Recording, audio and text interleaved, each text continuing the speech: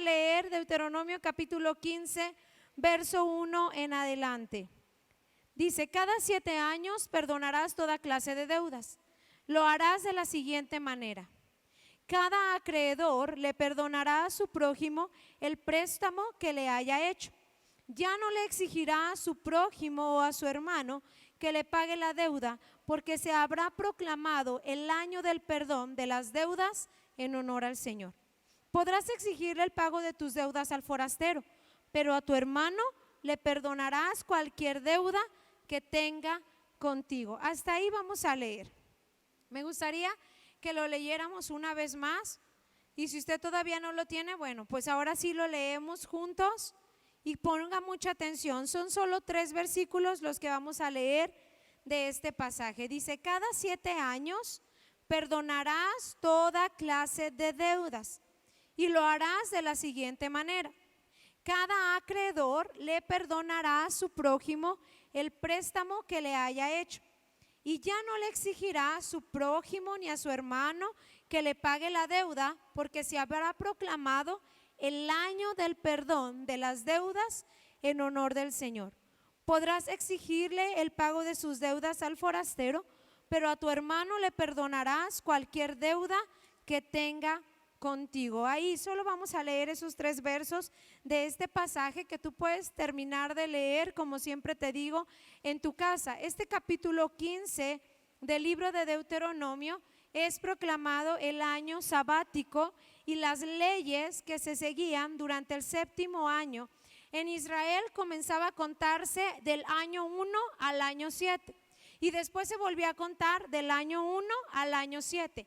Cada 7 años en Israel se seguían estas leyes que tú vas a poder leer en tu casa detenidamente.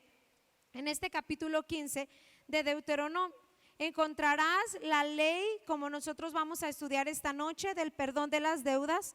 También encontrarás la ley de la liberación de los esclavos, los animales primogénitos. Y en la ley de los 7 años estaba proclamado, estaba así establecido, que 6 años se trabajaba la tierra y durante el 7º año nadie hacía absolutamente nada. La tierra se dejaba descansar, nadie cultivaba, nadie sembraba, sino que la tierra permanecía en descanso. Y esta ley era muy importante para el Señor, ya que mucho más adelante en la historia tú podrás encontrar que llegó un momento en la historia del pueblo de Israel cuando ellos desobedecieron la ley de los 7 años. Y cuando habían acumulado ya bastante tiempo sin haber proclamado el año sabático, es entonces que nosotros podemos ver o leer más adelante en la historia que la Biblia dice que Dios castigó al pueblo de Israel, a la nación de Israel, por no haber dado a la tierra el descanso necesario o por no haber cumplido con la ley del año sabático.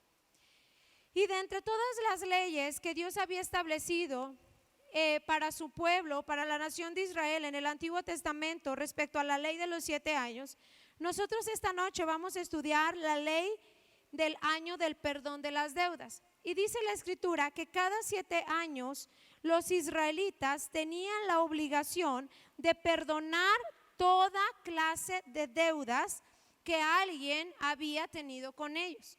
Y que la forma en que ellos lo iban a hacer es que el que estaba en deuda iba a ser perdonado del préstamo independientemente de la cantidad o la situación que se hubiese hecho el préstamo. Y a partir del año 7º el saldo quedaría en ceros.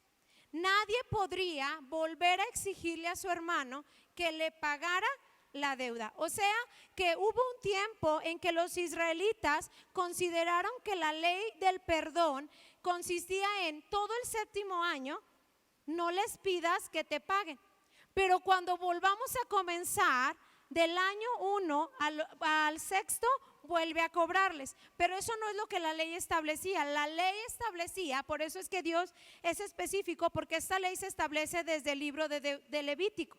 Pero debido a esta confusión que había surgido entre los israelitas, que decían, bueno, todo un año voy a dejar de molestarte respecto a la deuda, Pero cuando se acabe el año séptimo, el año de la redención, el año del perdón, voy a volver a estar insistiendo y exigiendo que pagues lo que me debías.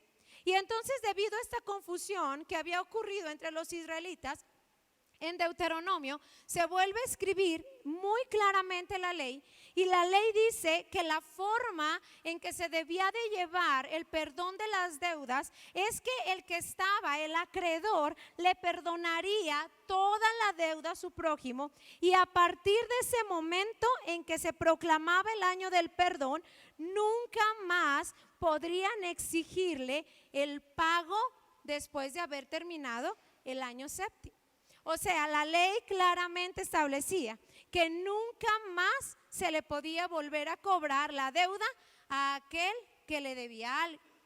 Y debido a esta confusión que le estoy mencionando que ocurrió, es por eso que Deuteronomio vuelve a establecerlo y llama al año séptimo. Me gusta esta forma en que Dios estableció ese nombre que le dio al año séptimo. Cada que se cumplían 7 años, era proclamado el año del perdón de las deudas en honor al Señor. Nosotros cada año hacemos una proclama. Nosotros siempre decimos: este es el año, de hecho este es el año de la victoria. El año pasado fue el año de la honra. Pero en Israel hasta la fecha, hermano, cada 7 años, desde donde ellos vienen contando en la historia, cada 7 años ellos hacen una proclama, y el séptimo año para ellos es proclamado el año del perdón de las deudas en honor del Señor. Así parece un título muy largo, una proclama demasiado larga. Muy apenas nos aprendemos que este es el año de la victoria o es el año de la movilización, pero así se proclama hasta la fecha en la nación de Israel. Al séptimo año, desde que comenzaron a contar 7 años en la historia, se le llama el año del perdón de las deudas en honor al Señor. Y esta noche quiero que estudiemos a profundidad la importancia que Dios le da al perdonar las deudas y a la proclama del perdón que se hace en honor al Señor. Lo vamos a estudiar desde el Antiguo Testamento y lo que conlleva en el Nuevo Testamento. Hay algo muy importante que aprendí esta semana y me dejó impresionada, hermanos, respecto al perdón de las deudas. Y es que en el Antiguo Testamento, y de verdad eso me pareció alucinante y sorprendente, espero que usted también le sorprenda, pero al estudiar la Biblia, y la gente que se dedica a estudiar la profundidad de la Escritura, llegó a la conclusión de que el Antiguo Testamento, todo el Antiguo Testamento no hace, desde Génesis a Malaquías, no establece ningún mandato respecto al perdonarnos las ofensas los unos a los otros. Dios jamás en el Antiguo Testamento le pidió a su pueblo que le perdonara las ofensas a quien le había dañado, sino que al contrario, el Antiguo Testamento de parte de Dios establece la ley del ojo por ojo, diente por diente. Incluso el Antiguo Testamento dice que si tu hermano hacía que alguno de tus animales, de tus vacas o de tus ovejas se muriera por causa de un accidente, nadie podía decir: ay, perdóname, y el otro decía: está bien, no te preocupes, hermano, no pasa nada. Sino que la ley del Antiguo Testamento establecía que si alguien te provocaba un daño, esa persona tenía que pagarte 4 veces el daño que te había hecho. Entonces, a mí me parece impresionante que la gente estudiosa de la Biblia dice que el Antiguo Testamento no tiene ningún, pero absolutamente ningún registro acerca de Dios pidiéndole a su pueblo perdonarse las deudas y las ofensas en el área emocional los unos con los otros. Las únicas veces que el Antiguo Testamento habla acerca del perdón es del perdón que la gente le pide a Dios, como considerando que Dios es el único ser que se puede dar por ofendido. Eso dice la Biblia. De hecho, si tú puedes buscarlo, y me gustaría que lo hicieras en tu casa, tú busca todas las veces que aparece la palabra perdón en el Antiguo Testamento, y todos los versos hacen referencia al pueblo de Dios pidiéndole perdón al Señor respecto a las ofensas que ellos habían provocado al corazón de Dios. Pero en todo el Antiguo Testamento no hay una ley. De hecho, ni siquiera dentro de los 10 mandamientos hay ni siquiera un poco de luz para hablar acerca de perdonarnos los unos a los otros las ofensas o las heridas que nos habíamos hecho. Incluso hasta este momento en el libro de Deuteronomio se habla del perdón, pero estamos hablando de que Deuteronomio está estableciendo un perdón de deudas que tiene que ver con algo 100% económico. Del perdón que está hablando Deuteronomio en el capítulo 15, que se daba este tipo de perdón en el año sabático, en el año séptimo, era el perdón acerca de las deudas financieras. Por eso es que después la siguiente ley es la ley de la libertad de los esclavos, y después la siguiente ley es la ley de los primogénitos de los animales y el descanso de las tierras. Entonces, todo el recorrido por el Antiguo Testamento, de Génesis a Malaquías, que hace la separación entre el Antiguo y el Nuevo Testamento, jamás encontraremos una referencia bíblica hablando de Dios pidiéndole a un ser humano que perdone las heridas o las ofensas emocionales, incluso los daños que aquella persona haya causado en la vida de alguien. Y eso me pareció asombroso. Porque nosotros hemos manejado como que Dios ha venido desde la antigüedad pidiendo que nos perdonemos a las ofensas los unos a los otros. Pero ese es un tema que entra hasta el Nuevo Testamento y ahorita lo vamos a estudiar. Entonces la gente que estudia la Biblia, lo cual me pareció emocionante y me gustó bastante esto que aprendí esta semana, es que entonces ellos dicen que el único episodio en el Antiguo Testamento donde se registra perdón de hombre a hombre es en la historia de José el soñador. José es ofendido por sus hermanos de una manera que, perdónenme, pero yo creo que ninguno de nosotros jamás será tan ofendido ni tan lastimado como lo fue José el soñador. Ya que si usted no conoce la historia, se la voy a ilustrar en 3 minutos, hermano.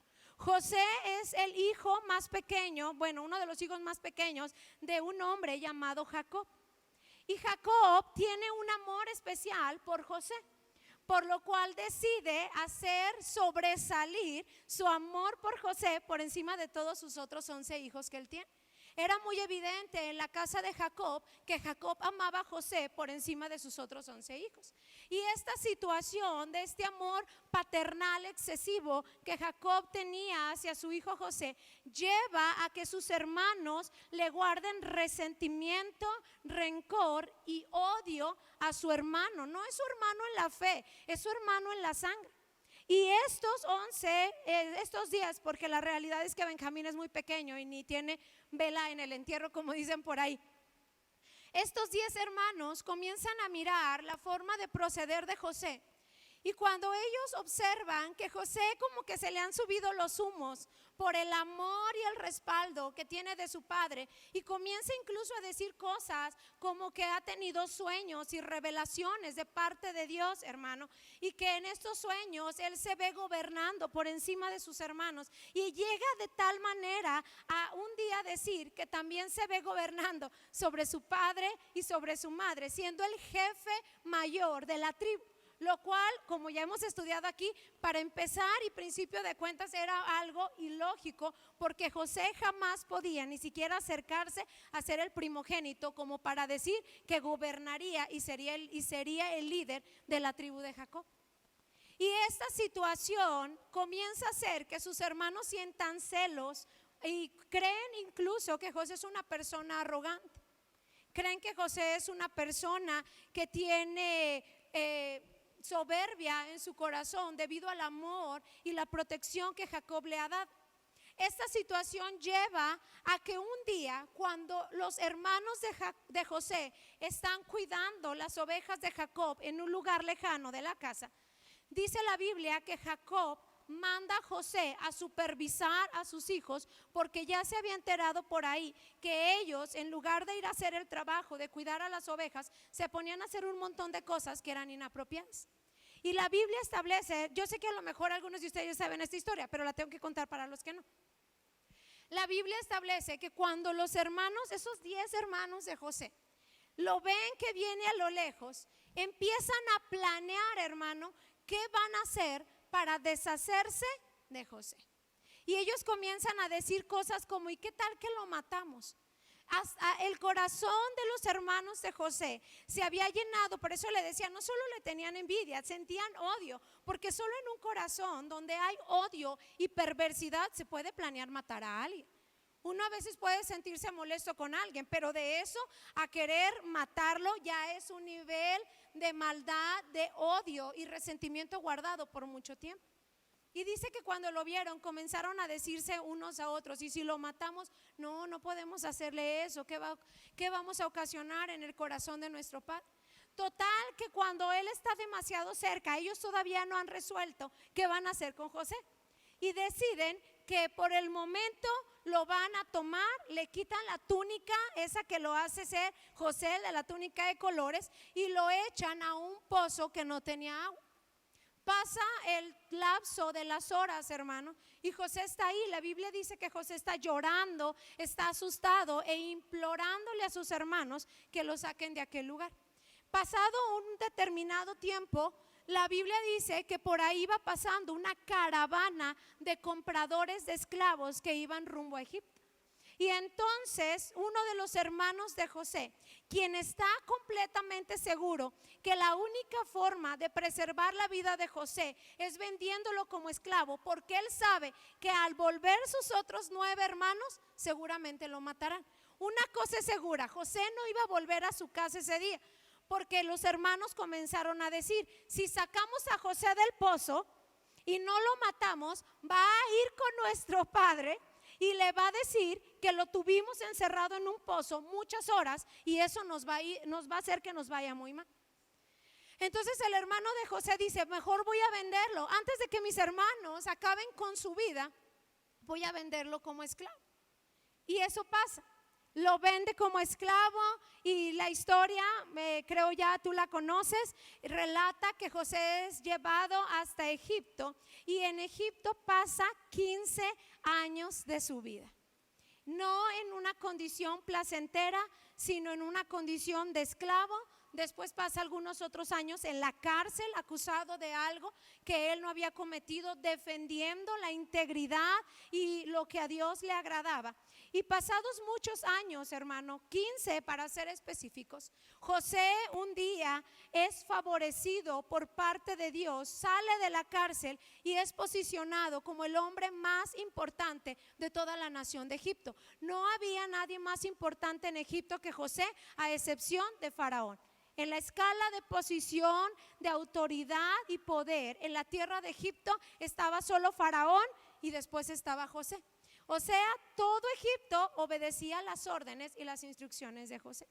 Y llegado el tiempo para el que Dios había escogido a este hombre llamado José, la Biblia dice que la tierra pasa un momento de mucha hambre, un momento en que hay sequía y escasez en toda la tierra.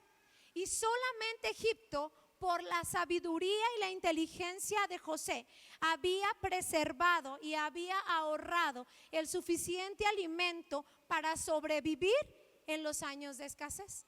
Y cuando las naciones comenzaron a enterarse de que en Egipto había suficiente alimento, comenzaron a acudir para comprar comida. Cuando el hambre llegó a Canaán, a la tierra donde habitan los hermanos de José y Jacob, dice la Biblia que ellos también decidieron ir a Egipto a comprar provisión para sobrevivir los 7 años de escasez. Qué curioso, ¿verdad? 7 años de escasez. Y entonces cuando ellos llegan, esto es maravilloso. Dice que José, cuando sus hermanos estaban todavía entre la fila de los que iban a comprar alimento, José reconoció a sus hermanos. Pero sus hermanos no lo reconocieron a él. Número 1, porque han pasado 15 años, hermano. Y yo no sé usted, pero yo no estoy como estaba hace 15 años. Y yo de verdad creo que el único, a mi esposo no, menos. Creo que de aquí los únicos que parece que se conservan como en hielo, como dicen por ahí, es Martita, que yo la conozco desde que Sammy y Sebas eran niños, y luego la vi 20, 15 años después y se ve exactamente igual que cuando Sammy y Sebas eran chiquitos. Pero de ahí en más, la mayoría no nos vemos igual que cuando teníamos 15 años. Entonces, José, han transcurrido 15 años. Número uno, el tiempo transcurrido ha cambiado su apariencia física. Y número dos, la cultura en la que él ahora vive ha influenciado en su forma de vestir, en su forma en que él se ve, en su apariencia y también en sus rasgos y características de su cara. Lo que hace a José irreconocible para sus hermanos. Entonces dice que cuando él los ve, ponga mucha atención a esto, hermano, porque cuando José los ve, el primer sentimiento que brota de José, ¿cuál cree que es? Amargura, resentimiento, enojo, hermano. Por eso te digo, nadie que te haya ofendido jamás se comparará a lo que le hicieron a José. Porque a José le han robado 15 años de su vida, en donde no solamente le arruinaron la vida, lo mandaron como esclavo a una tierra lejana, sin el amor de su padre y con la agonía de pensar que su padre pudo morirse de tristeza debido a que José se sabía amado por Jacob. A eso le añadimos que él se fue a una tierra donde no habla el idioma, no conoce la cultura, y que en medio de una tierra idólatra y pagana, ahora también a su corta edad, a sus 15 años, tiene que aferrarse a la fe que le fue inculcada por sus padres. O sea que José está desamparado, hermano. Yo de verdad creo que ninguno de nosotros jamás se ha encontrado en la situación en que se encontraba él. Y ahora, cuando lo ha perdido todo y ve a esas personas frente a frente que probablemente creyó nunca jamás volver a ver, y las ve ahí, a los que le hirieron, le lastimaron, le cambiaron la vida, le transformaron, lo primero que siente José no es un perdón, sino que lo único que siente inmediatamente es enojo, ira y resentimiento. Tanto que dice la Biblia que no supo cómo reaccionar ante sus hermanos e inmediatamente los acusó de que eran espías. Los mandó a encarcelar porque José necesitaba aclarar sus sentimientos y aclarar sus pensamientos. Ahora, en base a los registros de la gente que estudia la Biblia, José jamás ha escuchado que Dios creó al hombre y a la mujer en el jardín del Edén. Él ha escuchado historias de su padre Jacob, como que un día peleó cara a cara con Dios y Dios le transformó la vida para siempre. Pero jamás ha escuchado que su padre Jacob le diga, y entonces Dios nos enseña que tenemos que perdonar. Ninguna cultura en la época en que vive José, ni la cultura egipcia, hermano, ni la cultura asiria, ninguna de las culturas alrededor conoce el término del perdonarse los unos a los otros, ya que ellos ven el perdón como un acto de 100% debilidad. Si tú perdonas a tu enemigo, eres la persona más débil sobre la tierra. Si tú perdonas a tus enemigos, estás dándoles oportunidad de que se burlen de ti y ganen la guerra que quieran levantar en contra de tu nación. Pero lo que es más sorprendente es que esto está bien que se escuche en todas las naciones de alrededor. Pero José, en sus devocionales familiares, tampoco nunca ha escuchado a Jacob decir que Dios demanda que nos perdonemos los unos a los otros. Jamás, hermano. Porque si tú lees la Biblia, tú vas a encontrar que en el Antiguo Testamento Dios nunca habló de perdonarnos las ofensas emocionales los unos con los otros. Jamás. Incluso la ley está establecida sobre un acto de si te hacen, tú tienes toda la responsabilidad de hacer. Lo más que Dios pudo hacer para salvarle el pellejo a algunos en lo que se sabía si lo que había hecho era con intención del corazón o no, fue construir 6 ciudades de refugio, a donde la gente que no se sabía si en verdad había querido hacer con maldad daño a otro, podía correr a la ciudad de refugio, porque de ser encontrado fuera de la ciudad, alguien podía vengarse de lo que esa persona le había hecho en daño a otra. Entonces José está en un conflicto terrible el día que ve a sus hermanos por primera vez después de muchos años. La Biblia dice que al día siguiente decide que los va a dejar ir. Aclara sus ideas, aclara sus emociones y entonces decide que los va a dejar, que los va a hacer que vuelvan a su casa. Y entonces les dice: necesito que se vayan. Pero voy a retener a uno de ustedes solamente para saber que en realidad no son espías. La razón por la que José está haciendo esto es para asegurar que puedan traer a su padre y él pueda verlo con vida. Y entonces sus hermanos comienzan a decir: no, no te vamos a dejar a ninguno de ellos. Y dice: no, sí, me lo van a dejar. Y entonces van a ir por su otro hermano que dicen que tienen, lo van a traer y yo los voy a soltar a todos y les voy a dejar hasta la comida gratis. Esto sucede, ellos van, convencen a Jacob, traen a su hermano más pequeño, el cual es hermano de José, de la misma madre. Y cuando pasa todo esto, los recibe en su casa, los deja ir y les pone una trampa. Dice que en uno de los sacos donde había guardado toda la comida que les había dado para llevar, José guardó una copa de oro, hermano. Y entonces cuando ya iban encaminados rumbo a Canaán, un grupo de soldados egipcios alcanzan a los 11 hermanos de José y les dicen: ustedes robaron algo. Y el jefe José dice que necesita que lo devuelvan. Lo encuentran ahí en la copa de los hermanos y resulta que cuando ellos son regresados o vueltos a donde está José, José dice: me voy a quedar con este hermano y lo voy a matar y a todos ustedes les voy a perdonar la vida. Los hermanos de José comienzan a llorar y dicen: no, no puedes hacer eso. Hace muchos años atrás uno de nuestros hermanos murió y eso tiene a nuestro padre muy triste. No puedes matar a ninguno de nosotros. Mi papá no lo soportaría. La Biblia dice, y quisiera que fueras para allá conmigo, en Génesis capítulo 39.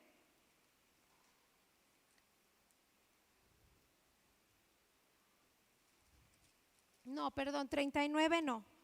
Capítulo 44.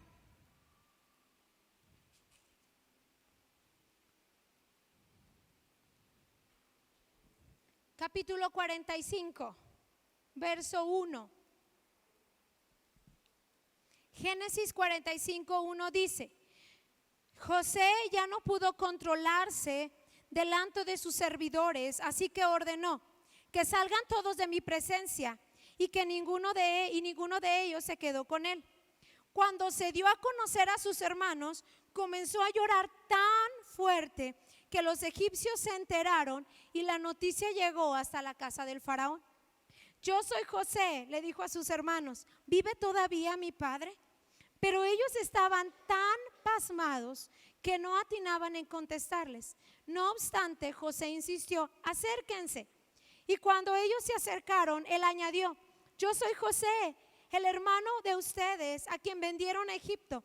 Pero ahora, por favor, ya no se aflijan, ni se reprochen el haberme vendido, pues en realidad fue Dios quien me mandó delante de ustedes para salvar sus vidas.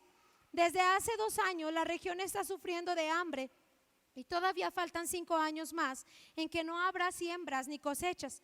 Por eso Dios me envió delante de ustedes para salvarles la vida de una manera extraordinaria y de ese modo asegurarles descendencia sobre la tierra. Fue Dios quien me envió aquí, no ustedes. Él me ha puesto como asesor del faraón y el administrador de su casa, como gobernador de Egipto. Vamos, apúrense, vuelvan a casa de mi padre y díganle: así dice tu hijo José, Dios me ha hecho gobernador de todo Egipto. Ven a verme y no te demores. Wow, hermano. José dice que ya no puede soportar más, está lleno de emociones y hace que salgan todos de la sala y comienza a decirle a sus hermanos: soy yo, soy José, el que ustedes vendieron a Egipto.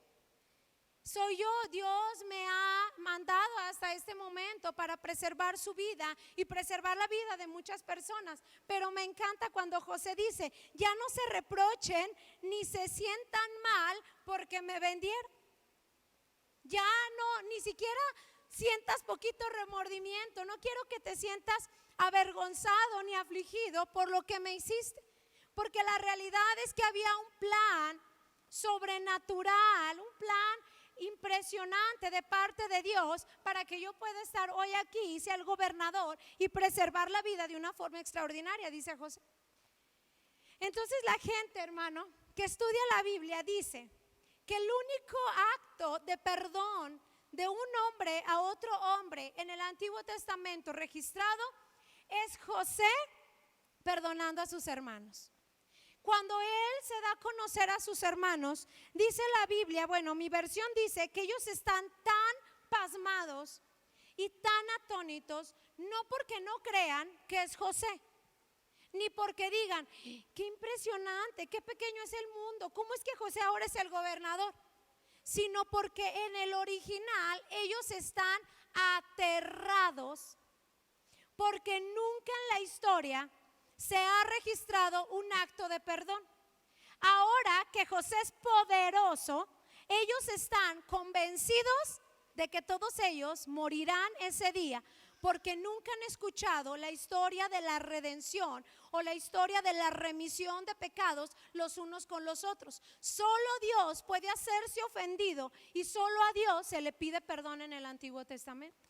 Así que los hermanos de José tienen tanto miedo porque saben que están respirando su último aliento de vida, ya que José ha sido enseñado igual que ellos y ahora ha vivido 15 años en una cultura que afirma y reafirma que el perdón es una muestra de debilidad y José es un hombre poderoso. Así que lo que menos pueden esperar es que José los vaya a perdonar. Lo que menos se imaginan es que José pueda decir, hermano, no te sientas triste, no te preocupes si me vendiste. Deja de reprochártelo, es más, no toquemos ni siquiera el tema, porque yo sé que Dios hizo todo esto para que yo pudiera preservarles la vida. Entonces la gente que estudia la Biblia se hace una pregunta que yo quiero hacerle esta noche a usted, hermano. ¿Qué hace que José perdone a sus hermanos si ha sido criado en una cultura donde no se habla del perdón y donde ni siquiera la deidad nos pide perdonarnos los unos a los otros? ¿Qué lleva a José a perdonar y a ofrecer el perdón deliberadamente a sus hermanos? Porque si José hubiese no decidido perdonar a sus hermanos, la vida de José no hubiese sido transformada o cambiada o afectada en ningún área, porque él no estaba desobedeciendo a Dios, ya que Dios nunca había pedido que nos perdonáramos los unos a los otros. ¿Qué lleva a José a perdonar a sus hermanos ese día en Egipto? Dice mi tía, el amor. ¿Qué? Si él no puede sentarse en una iglesia como hoy, nosotros podemos hacerlo para poder que alguien le enseñe del perdón. ¿Quién le da una revelación a José? ¿Cómo obtiene la revelación del perdón de un tema completamente desconocido, no solo para la cultura pagana, aún para la cultura del pueblo de Dios? ¿Qué lleva a José a perdonar a sus hermanos? Ahí está. Dijo la pastora, entender el propósito de Dios en su vida, el sentirse el hombre más pleno sobre la tierra, porque José dice, yo no sé qué ha sido de su vida todos estos años, pero yo he estado viviendo año con año en el propósito con el que Dios me creó. No sé qué fue de ustedes y no sé por qué hicieron lo que hicieron, pero desde el momento en que me vendieron a Egipto, los sueños de los que les platicaba han venido a cumplirse uno a uno, año con año, y me siento el hombre más pleno sobre la tierra, tan pleno que no hay cabida en mi corazón para la amargura, para el rencor, ni para el resentimiento. Así que lo que decido es perdonarles las deudas y perdonarles la vida. La Biblia registra esto como el único acto de perdón en el Antiguo Testamento, en donde se perdona un hombre de naturaleza humana con otro hombre. Qué sorprendente, hermano. ¿Y por qué es que todo el Antiguo Testamento no lo establece como un mandato? Porque es que todo el Antiguo Testamento deja fuera el tema del perdonarnos las ofensas los unos a los otros, y solo al llegar a Deuteronomio capítulo 15 trata de forzarnos un poco, o forzar a la nación a perdonarse, aunque sean las deudas económicas y las deudas externas. ¿Por qué no profundiza? Porque Dios, si es Dios y es el Señor soberano sobre la tierra, no puede sentarse en su trono y dictar un 11º mandamiento que diga: tienen que perdonarse las ofensas los unos a los otros. Porque solo puede tratar temas tan superficiales como las deudas, como la esclavitud, o como el daño externo, como la muerte o la pérdida de algún animal, pero no puede tratar con los daños internos y las emociones heridas en la profundidad del corazón de los hombres, como para exigirles perdón. Y la realidad es porque en sí la cultura tenía algo de verdad.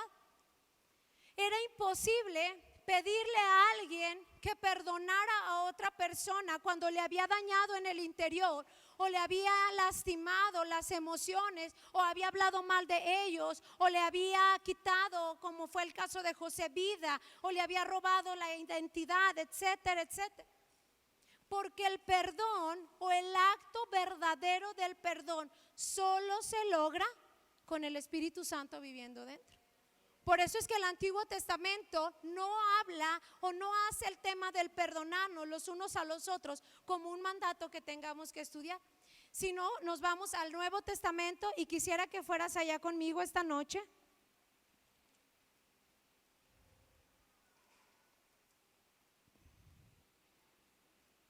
En el Nuevo Testamento te voy a decir algunos pasajes, y tú los puedes ir buscando o los puedes anotar.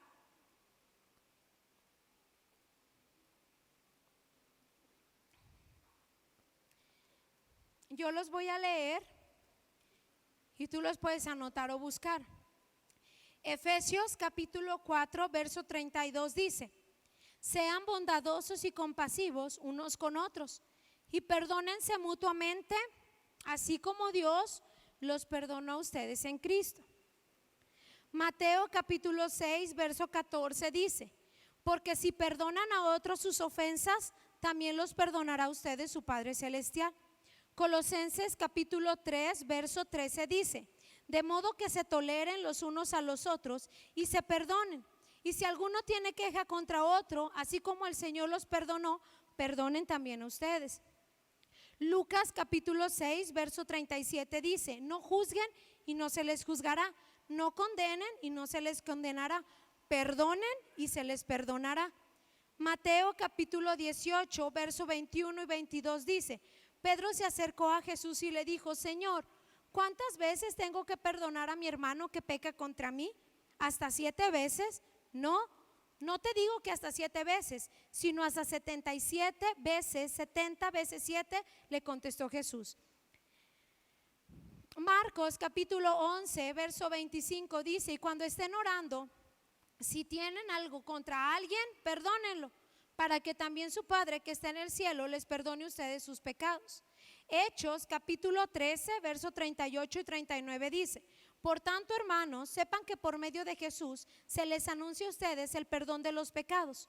Ustedes no pudieron ser justificados de esos pecados por la ley de Moisés, pero todo el que cree es justificado por medio de Jesús. También Efesios capítulo, ya le voy a dictar los otros, pero quiero que usted esté seguro de todos los versos en el Nuevo Testamento que hablan acerca de perdonarnos unos a otros. Efesios capítulo 1 verso 7 dice: en él tenemos la redención mediante su sangre, el perdón de nuestros pecados conforme a las riquezas de sus deudas. Y Mateo por último 6:12: perdonándonos nuestras deudas como también nosotros perdona nuestras deudas como también nosotros hemos perdonado a nuestros deudores. Y tú puedes leer en tu casa Hechos 3:19, Hechos 2:38, Santiago 5:14 al 15, Hechos 17:30, que están registrados en el Nuevo Testamento de todas las veces que Dios habló acerca de perdonarnos los unos con los otros. Cuando Jesucristo aparece en la historia aquí en la tierra, Antes de eso, como te he estado mencionando toda esta noche, el Antiguo Testamento hacía como una permisividad a los hombres acerca de perdonarnos los unos a los otros, ya que cualquiera de ellos podía entender que Dios se ofendiera, ya que era un Dios santo y nosotros somos un grupo de gente que peca. La gente no tenía problema con creer que Dios podía sentirse molesto o airado de nuestras actitudes, debido a que ellos sí estaban conscientes de algo. Aun cuando el pueblo era muy pecador, el pueblo israelita estaba consciente de una cosa: que Dios era un Dios bueno y que Dios era un Dios santo.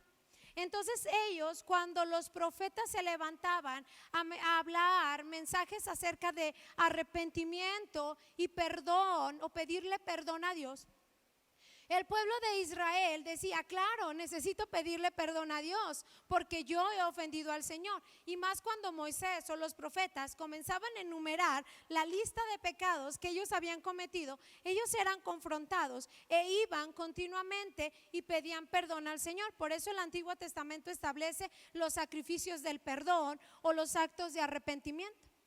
Pero cuando ellos, si ellos más bien hubiesen escuchado un mensaje de parte de Moisés o de Jeremías, de Isaías el profeta, acerca del perdonarnos los unos a los otros, ellos hubieran dicho: bueno, que yo pida perdón a Dios, eso es correcto, pero que yo pida perdón a alguien, o que yo pueda perdonar a alguien que me hirió, eso está complicado, y Dios no puede pedírnoslo porque Él nunca ha estado en mis zapatos.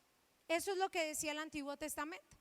Cuando Jesucristo aparece en la historia, hermano, maravillosamente encarnado, hecho hombre como nosotros, dice la Biblia que Jesús establece el acto del perdón y lo lleva todavía más profundo, como hace con toda la ley, porque Jesucristo dijo: no vine a abolir la ley, vine a hacer que todos tengan la capacidad de cumplir la ley. Y entonces cuando Él comienza a decir eso, en uno de sus mensajes más importantes, Jesús dice: en la antigüedad se les decía ojo por ojo y diente por diente, pero yo, dice Jesús, hoy digo, la deidad encarnada, a quien nadie puede decirle: ay, Jesús, tú nunca has sido hombre como para que sepas lo que es que alguien te insulte, te escupa, te ofenda, te difame, te engañe, te hiera. Así que no me pidas que yo perdone. Pero ahí está ahora, vestido de carne, el creador de los cielos y la tierra, con un cuerpo humano, con un corazón, hermano, y una mente terrenal, diciendo: ahora subo la ley a un nivel más alto.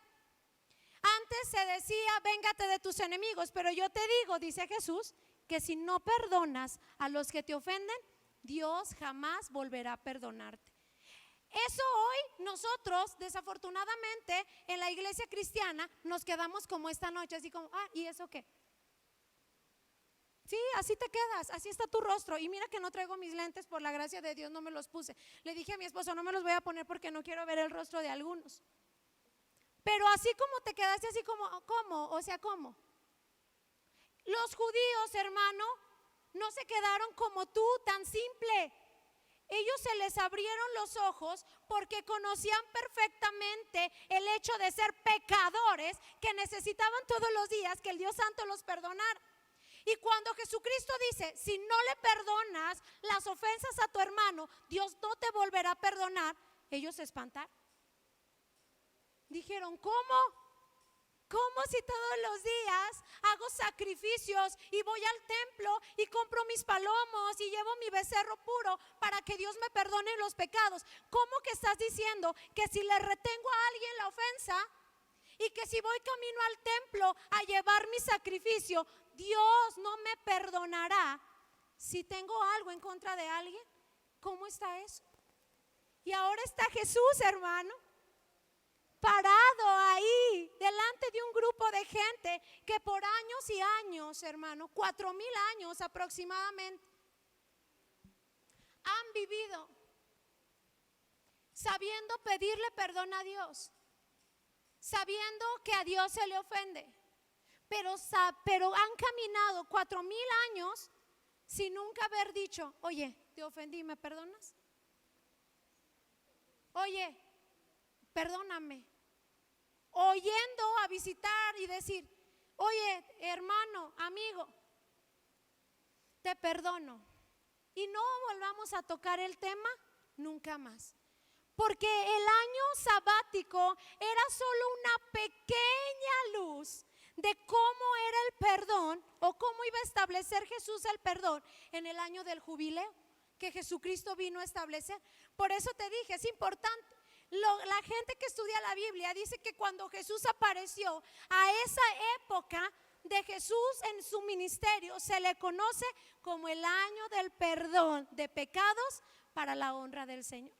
Jesucristo apareció no solo para perdonar nuestros pecados, sino para enseñarnos a nosotros a perdonarnos las deudas los unos a los otros. Por eso es que el año sabático es una representación. Deuteronomio 15 es una manifestación, una pequeña luz del sacrificio y la obra redentora de nuestro Señor Jesucristo. Jesús apareciendo para perdonar todas nuestras deudas, liberándonos de la esclavitud y haciendo que nuestra tierra sea prosperada. Eso es Jesucristo para el cristiano, hermano.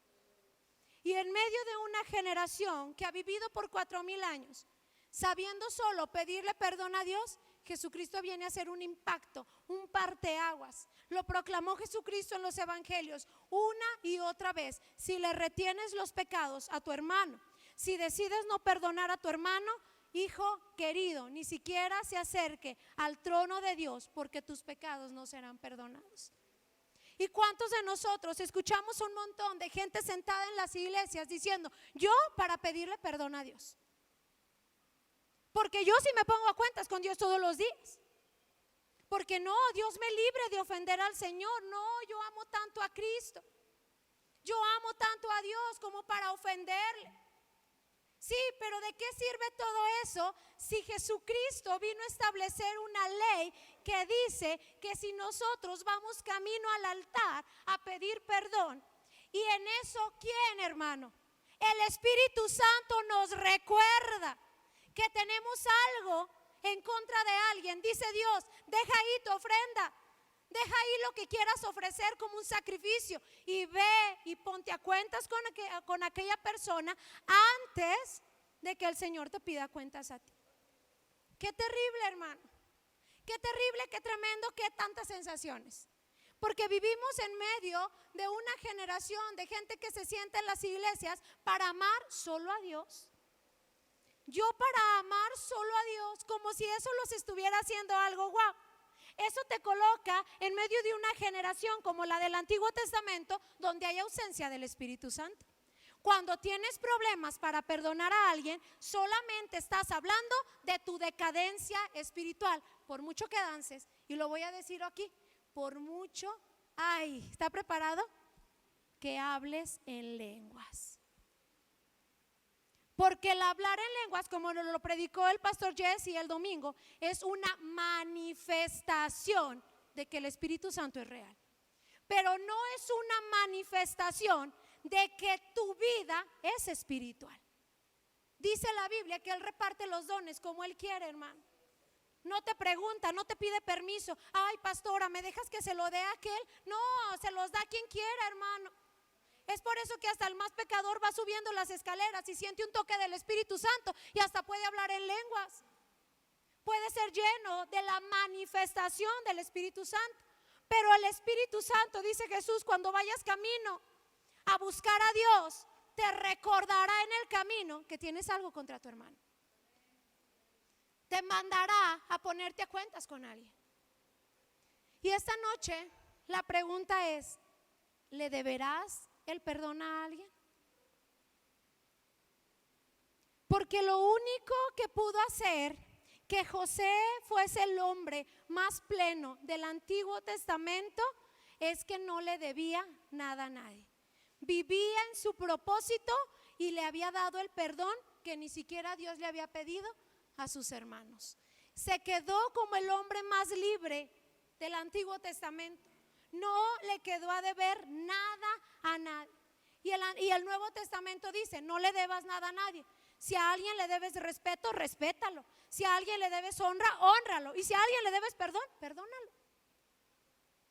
Hermano, de la época de Jesús, del día en que Jesucristo pisó la tierra hasta este día, ninguno de nosotros, la gente lavada por la sangre de Jesús, puede permanecer sin perdón. En pocas palabras, para todos los cristianos, el perdón es un mandato y una obligación. Un mandato y una obligación. ¿Y cómo será perdonar? Porque algunos de nosotros esta noche ya estamos como sintiéndonos como que dominamos el tema. Porque yo la verdad perdono a todos.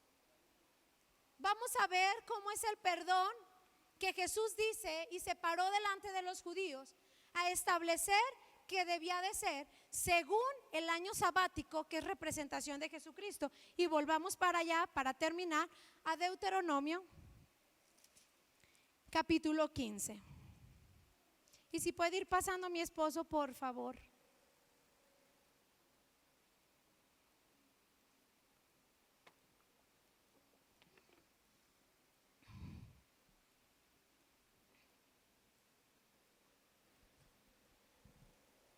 Deuteronomio capítulo 15,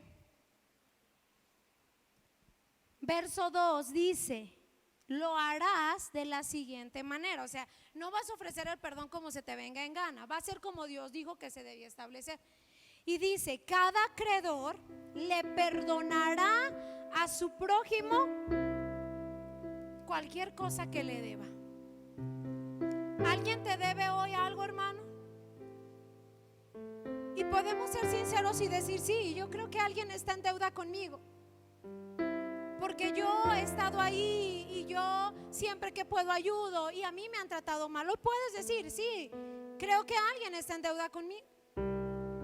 Los padres siempre creemos que nuestros hijos, si les hemos tratado correctamente según la Biblia, ¿verdad?, están en deuda con nosotros.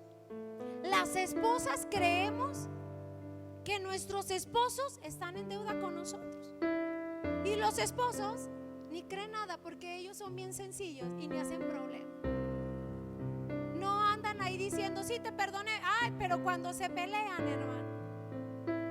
Y yo me acuerdo que tú, cuando recién nos casamos, dijiste esto y esto, y me dijiste, y eso me hirió. Desde entonces me hirió. Y vivo herida, y a lo mejor tengo días buenos, pero cuando me acuerdo me siento herida. Deuteronomio dice: perdona a todos los que te deban. Perdónales sus deudas. Alguien a lo mejor aquí se siente que le deben porque le defraudaron. Le deben respeto, le deben honra, le deben una buena actitud, le deben, no sé, hermano, usted saque su lista esta noche. Si eres hijo de Dios, deja que el Espíritu Santo, ahorita que vamos camino a buscar a Dios, que estamos aquí porque estamos buscando supuestamente al Señor, deje que el Espíritu Santo le redarguya. Porque sí le voy a decir algo: si usted viene a la iglesia solo para sentir bonito, usted está muy equivocado. Porque a la iglesia se viene a ser confrontados, a ser instruidos, a ser quebrantados, a ser moldeados. Dice la Biblia que para eso existe la iglesia. Dice que para embellecer a la novia y dejarla lista para que Jesús diga: así es como la quiero encontrar. Para eso existe la iglesia. Y si usted ha venido aquí y no deja que el Espíritu Santo haga algo que sea verdaderamente espiritual, no algo como danzar, no, ni algo como levantar las manos, hermano, ni algo como hablar y orar y cantar hasta que se nos acaba la voz, sino algo espiritual, algo que vaya, como dice la Biblia, hasta adentro, hasta partir el tuétano y discernir las verdaderas intenciones del corazón. Esa es la obra del Espíritu Santo. Y déjeme decirle algo: eso es lo que nos hace verdaderamente espirituales. No todo lo que hacemos en el altar, lo cual es muestra de un hábito cristiano, pero no es muestra de espiritualidad.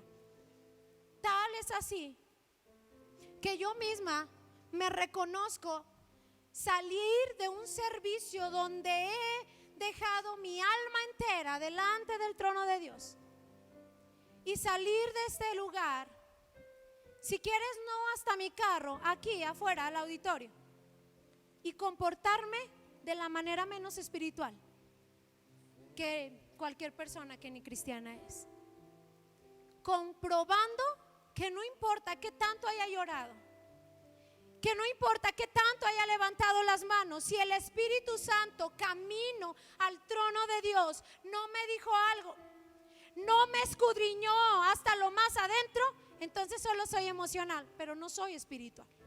Porque la espiritualidad tiene que ver con el Espíritu Santo. Y dijo Jesús, el Espíritu Santo te va a hacer ver cuando tienes algo contra alguien, cuando no has perdonado a alguien, cuando le has retenido el habla a alguien. El Espíritu Santo te lo tiene que hacer ver. Si no, entonces solo eres un montón de gente religiosa que puedes ir a la iglesia de la Purísima el día domingo a las 11. Te invito, hermano, porque si no vienes camino aquí redarguido por el Espíritu Santo, eres religioso y no conoces a Dios. Porque lo único que llevó a José a tener una verdadera relación con Dios fue que dejó que el Espíritu Santo en tiempos antiguos le revelara que tenía que perdonar. Es el principio más básico del cristianismo. Hoy los carismáticos cantan y danzan. Hermano, la gente que alaba a María canta y danza. Los he visto en iglesias católicas carismáticas. Y hasta los he visto con algunas imitaciones de la manifestación del Espíritu Santo. Pero alguien que tiene al Espíritu de Dios verdadero tendrá la capacidad de caminar por la vida siendo inofendible. ¿Sí lo escuchó bien? Inofendible. Las ofensas se le resbalan, porque tú estás viviendo en el propósito de Dios, porque en tu vida no hay tiempo para retenerle el habla a alguien, para torcerle la cara, para hacer valer tus derechos, porque a ti te enoja tal cosa y te enoja la otra y a ti te ofende.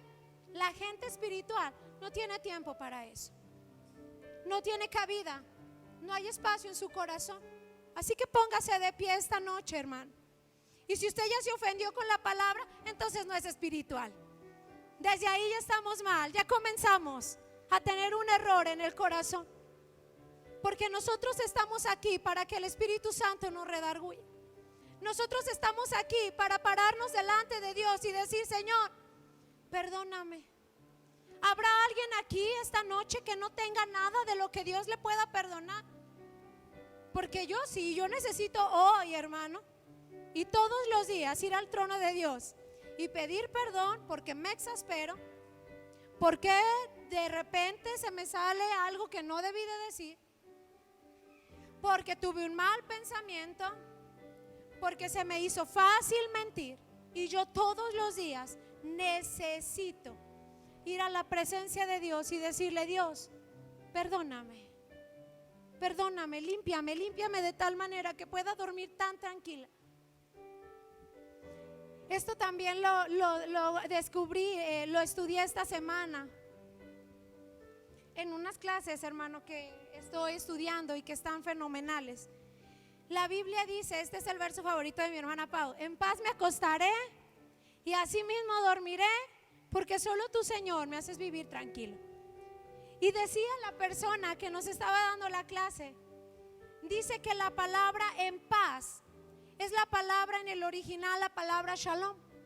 Pero la palabra shalom no solo significa paz, así como nosotros decimos shalom, la paz, sino que la palabra en su raíz original significa: me voy, dice el Salmo, en paz, sin deudas me acostaré y así dormiré, porque solo tú me dejas vivir tranquilo. En la raíz original, el salmista está diciendo: cuando no le debo perdón a nadie y tampoco debo pedir perdón, pero tampoco he retenido el perdón, puedo dormir plácidamente, porque estoy a cuentas con Dios y estoy a cuentas con los hombres. Qué impresionante. Esa puede ser la causa de tu insomnio. Necesitas perdonar, o también necesitas pedir perdón. Así que esta noche vamos a orar y vamos a permitir que el Espíritu Santo, quien está en este lugar, porque estoy convencida que está en este lugar, nos redarguya camino a la búsqueda de Dios. Todos queremos hoy llegar hasta su trono. Estás aquí, no veniste a perder tu tiempo, estás aquí porque veniste a encontrarte con Dios. ¿Quieres algo de Él? Veniste aquí a buscarlo, eso dices que vienes a hacer.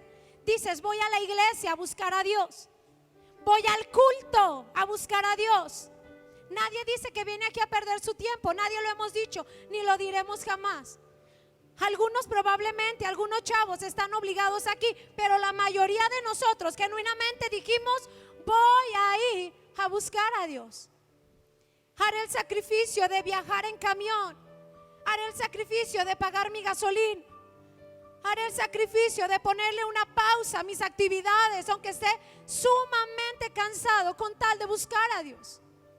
Si tú has venido a eso, entonces tú tienes que saber que la única forma de poder llegar hasta su trono, que la única forma de poder alcanzar hoy su gracia y su perdón, no te estoy hablando de que te caigas, no te estoy hablando de que comiences a temblar, te estoy hablando de que llegues y lo toques, de que puedas sentirlo, de que lo conozcas realmente. La única forma es yendo sin deudas en el corazón, tan limpios, sin deberle perdón a nadie,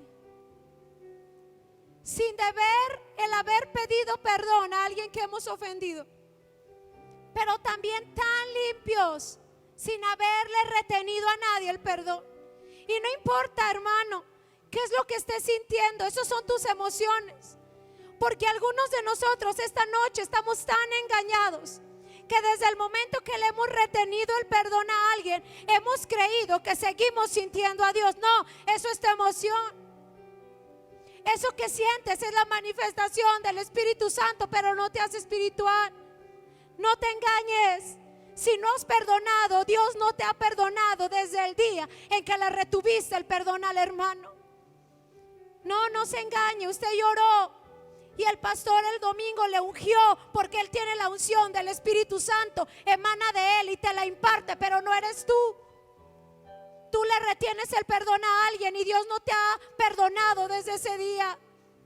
Y pudiste morir en ese lapso de días y te debiste haber presentado en el trono de Dios con manos sucias, con un corazón deudor. Y si tú no sabes, la Biblia dice y cuenta la maravillosa historia de un hombre que fue perdonado por el rey. Y cuando aquel sale de la casa real y se atreve a no perdonar al que le debe nada, el rey le manda a quitar el perdón, le echa en la cárcel y le quita la bendición. Hermano, no te engañes. No dejes que tus emociones te engañen. No permitas que tu religiosidad te engañe. Necesitas perdonar hoy. Necesitamos ponernos a cuentas con Dios. Señor, aquí estamos esta noche.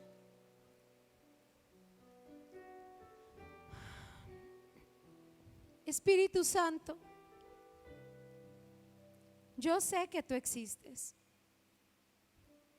Sé que hablas, redarguyes, revelas, guías, constriñes de pecado. Yo sé que eres más real que todo lo que mis ojos pueden ver. Y esta noche quiero pedirte, quiero rogarte que mientras estamos en la búsqueda de Dios nos redarguyas.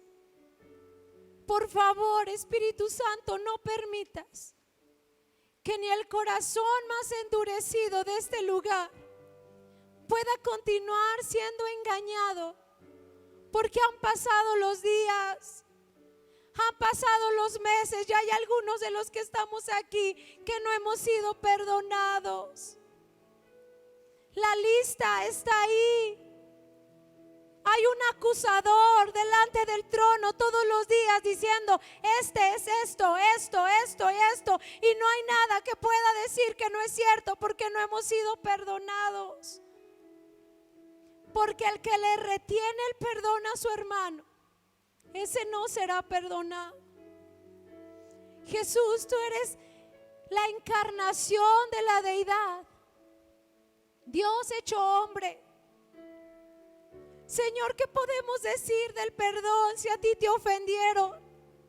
Tu mejor amigo te vendió por 30 monedas de plata. Hablaba de ti a tus espaldas. Tus discípulos dudaron de ti. Tus hermanos en la carne decían que estabas loco, que no eras el Mesías. ¿Qué podemos decirte a ti de perdón? Si veniste a los tuyos y los tuyos te rechazaron. Más de una ocasión te quisieron vender, matar, aventar del peñasco. Se reían de ti, Jesús. Tus amigos te negaron. ¿Qué podemos enseñarte si tú eres el perdón? La manifestación pura y verdadera de perdonarnos unos a otros. Así que esta noche guíanos por el camino del perdón. Manifiéstate esta noche, Espíritu Santo, en nuestros corazones.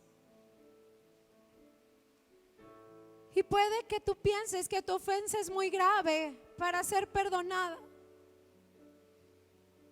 pero el Espíritu Santo todo lo puede.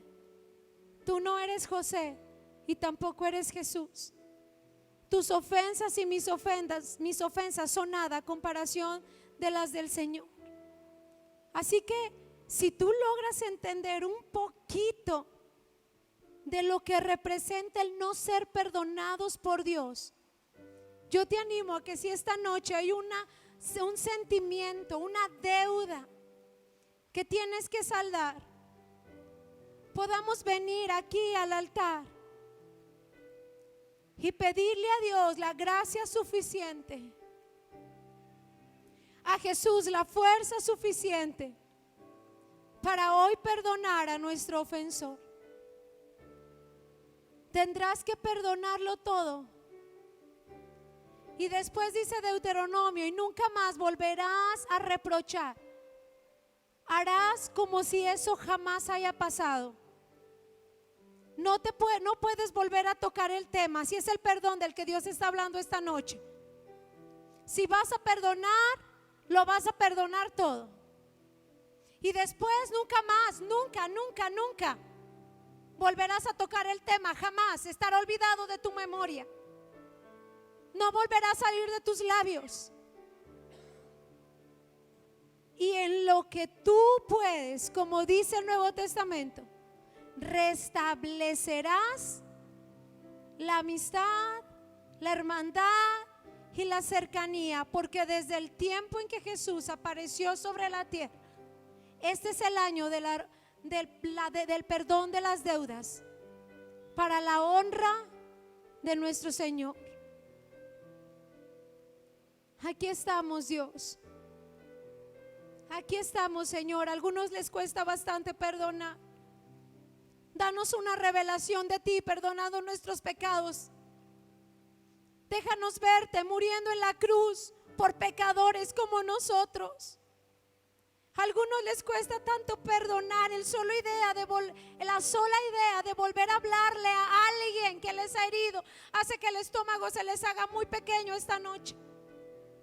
Pero danos una revelación de Jesucristo crucificado, clamando a viva voz al cielo: perdónalos, perdona a mis ofensores, perdona a los que me han clavado de manos y pies, perdona a los que han puesto una corona de espinas sobre mi cabeza, perdona a aquellos que me han latigado y me han enterrado una lanza en mi costado. Perdónalos, Dios, porque no saben lo que hacen. Hoy déjanos ver a Jesucristo crucificado, pidiendo perdón por sus enemigos. Hoy déjanos ver al Cordero inmolado, perdonándonos mientras nos gozábamos de vivir en delitos y pecados. Déjanos ver a Jesús sudando sangre porque está tan temeroso de lo que está por venir y está a punto de morir por sus enemigos. Aquí estamos esta noche, Espíritu Santo. Haz tu obra. Haz tu obra en los espirituales. Aquellos que, como dijo Jesús, tienen oídos y oyen. Porque habrá quienes teniendo oídos nunca oirán. Y habrá quienes estando aquí jamás entenderán. Pero yo sé que aquí hay gente sensible, con oídos espirituales, un corazón espiritual. No están aquí por rutina ni por religiosidad. Estamos aquí porque en verdad te hemos venido a buscar. Anhelamos verte. Queremos conocerte. Hemos venido porque somos pecadores que necesitan hoy tu perdón. Necesitamos ser lavados con la sangre del Cordero para presentarnos delante de Dios limpios, con vestiduras blancas y puras, sin mancha y sin arruga delante de ti. Perdónanos, Dios. Aquí está la persona a quien le has retenido el perdón. Entonces este es el momento de pedir perdón. Este es el momento de ir con tu ofensor y dejarle libre y decirle: te perdono y perdóname porque te he pensado mal de ti, porque te he dejado de hablar, porque estuve tan molesto y tan molesta que en algún momento te deseé hasta la muerte. Deseé que te fuera mal. He orado delante de Dios porque me haga justicia, y la justicia que estoy clamando es que te vaya mal, pero nunca sucederá porque también eres su hijo. Porque también a ti Dios te da oportunidades como me las da a mí. Aquí estamos, Espíritu Santo, limpia tu iglesia. Porque de nada sirve todo lo que hacemos. De nada sirven las cosas que nos has dicho que comenzarás a hacer en los próximos días. De nada sirve venir a la iglesia si volvemos a nuestras casas siendo tan carnales, tan mundanos, sin ser espirituales. Así que haz tu obra, Espíritu Santo. Límpianos desde las entrañas. Límpianos, saca toda la amargura. Saca todo el resentimiento y la pudredumbre que nos ha comenzado a hacer oler mal. Olemos a gente amargada. Olemos, Señor, a gente que no tiene el carácter de Cristo. Limpia desde lo que es lo más adentro de nuestro ser. Haz algo el día de hoy, Espíritu Santo. Yo sé que estás aquí. Sé que te estás moviendo en este lugar. Aún los que se puedan estar resistiendo y limpia. A lo mejor hoy no está aquí la persona que tú dices: ay, si mi papá hubiera estado conmigo, mi vida fuese diferente. Si mi mamá, si mi hermano, etcétera. Pero hoy es el día en que tú tienes que perdonar. Hoy tú y yo tenemos que irnos de aquí tan limpios. Tan limpios. ¿Por qué limpios y ligeros? Porque hoy Dios te ha vuelto a perdonar. Como perdonaste a tu ofensor, hoy Dios te ha vuelto a perdonar. Y a los que Dios perdona, podemos hoy volver y sentirnos tan bien. Aquí estamos, Espíritu Santo. Aquí estamos esta noche.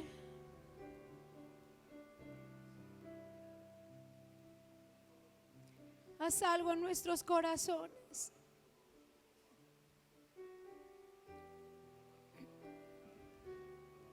Haz algo en nuestras vidas, Señor.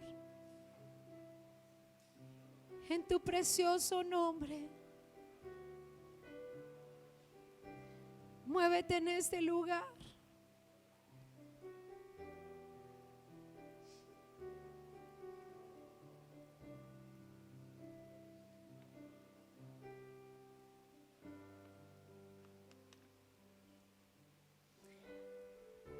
Muévete en este lugar, Señor.